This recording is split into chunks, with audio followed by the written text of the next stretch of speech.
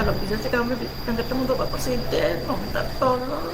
Jadi Pak Presiden saya pikirkan harus turun tangan. Iya. Mereka katakan, Pak, kami lebih baik busuk mati sampai di penjara, sampai busuk di penjara daripada kami harus mengakui perbuatan yang kami tidak lakukan.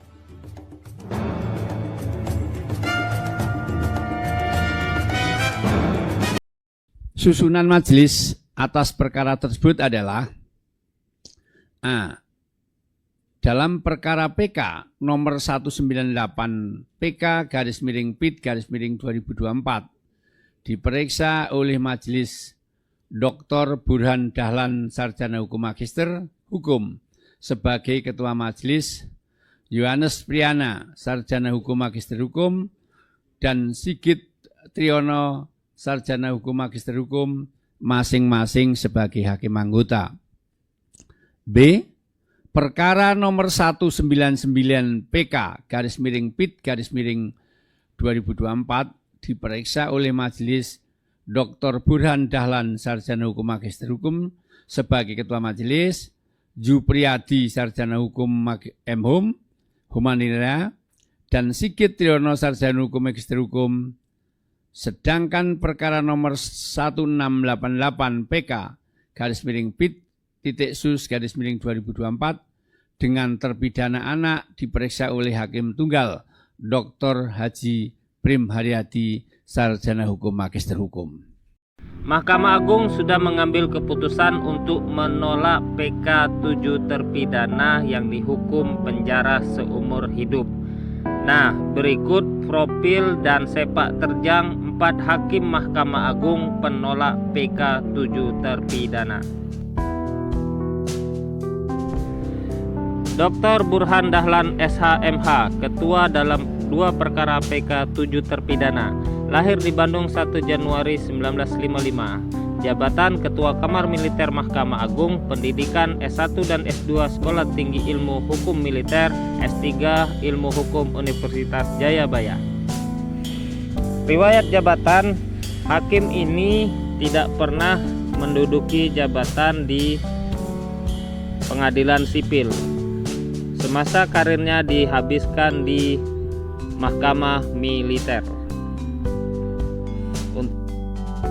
Di dalam LHKPN-nya, hakim ini memiliki kekayaan total 7.339 juta. Yohanes Priana SH.MH, anggota Majelis Perkara PK 7 terpidana, lahir di Jogja 8 Maret 63, jabatan Kamar Pidana Mahkamah Agung, pendidikan S1 Universitas Gadjah Mada, S2 Unsud. Riwayat jabatan, hakim dan wakil ketua PN Blitar, ketua PN Kupang NTT. Di dalam LHKPN-nya, hakim ini mempunyai total kekayaan 9.799 juta rupiah. Sigit Triyono SH.MH, anggota dalam 2 perkara PK 7 terpidana, lahir di Klaten 12 April 1965, jabatan Kamar Pidana Mahkamah Agung, pendidikan S1 Universitas 17 dan S2 di Universitas Jenderal Sudirman. Nah, riwayat jabatannya pernah menjadi Ketua Pengadilan Tinggi Makassar, Ketua PN Makassar, Wakil PN Bekasi, Ketua PN Serang, Ketua PN Watam Bone. Jupriyadi SH.M.Hum, anggota Majelis Perkara PK 7 terpidana, lahir di Sleman 6 Juni 1962, jabatan Kamar Pidana Mahkamah Agung, pendidikan S1 dan S2 Universitas Gadjah Mada. Riwayat jabatannya, hakim ini pernah menjadi hakim di Pengadilan Negeri Jakarta Utara, Ketua Pengadilan Tinggi Bandung, dan Badan Pengawas Mahkamah Agung. Di dalam LHKPN, hakim ini memiliki total kekayaan 4,5 miliar. Dr. Prim Haryadi SH.MH, Hakim Tunggal Perkara Sakatatal, lahir di Bengkalis 23 Maret 1963, jabatan Kamar Pidana MA, pendidikan S1 UNAN, S2 UI, S3 Universitas Andalas. Untuk riwayat jabatan, hakim ini pernah menjadi Ketua PN Denpasar, Ketua PN Jakarta Selatan, dan Dirjen Badan Peradilan Umum Mahkamah Agung RI.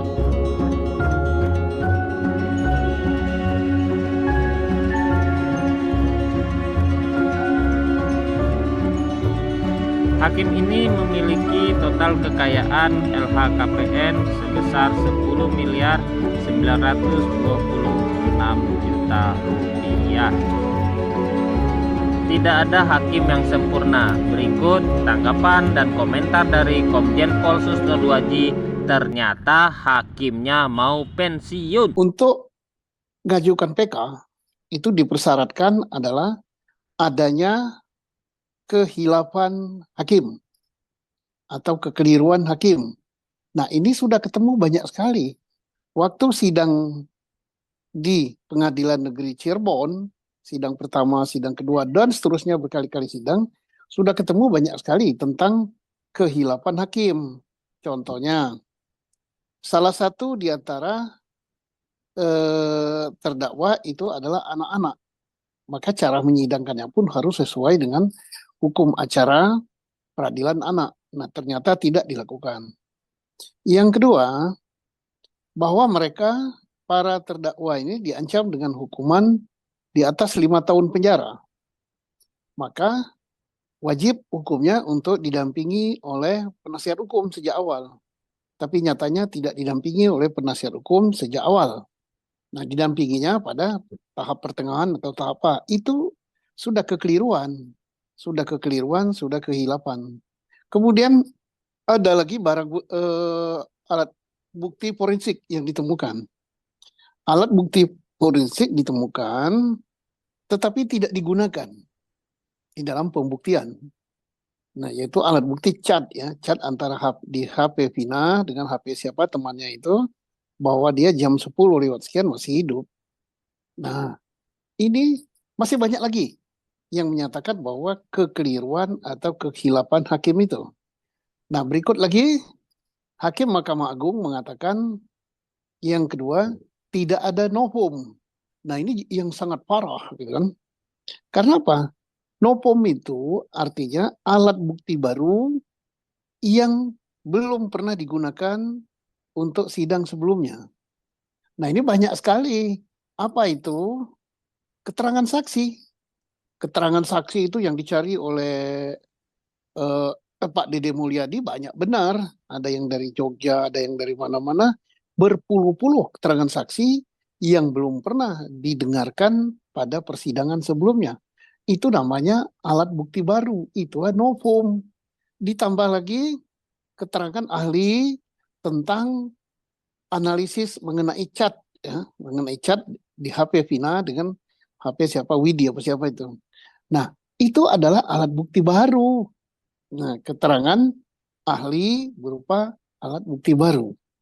Ada banyak sekali alat bukti baru yang dikumpulkan oleh penasihat hukum dalam perkara ini sehingga penasihat hukum dan masyarakat Indonesia yakin bahwa kalau ini cepat diadili maka ya benang, nggak ada alasan untuk menolaknya. Ya. Tapi aneh, dalam putusan kemarin ditolak. Alasan menolak, satu katanya, tidak ada kehilapan hakim. Tapi tidak dijelaskan. Loh, yang dikumpulkan kehilapan hakim yang banyak itu mestinya dijelaskan. Kan dari penasihat hukum sudah mengumpulkan kehilapan hakim itu 1, 2, 3, 4, 5. Mestinya hakim membahas 1, 2, 3, 4, 5 itu bukan kehilapan, tapi kebenaran misalnya kan. Ini enggak. Langsung saya dikatakan tidak ada kehilapan hakim. Yang kedua, tidak ada bukti baru. Loh, bukti baru yang sudah dikumpulkan sangat banyak dan sudah diuji di dalam sidang PK di Pengadilan Negeri Cirebon, kemudian dikirim ke Mahkamah Agung, itu tidak dianggap sebagai bukti baru. Jadi kelihatannya lucu gitu. Nah, saya menelusuri, wah lucu. Nah, Iya. jadi kelihatannya lucu gitu. Nah, saya menelusuri, wah lucu.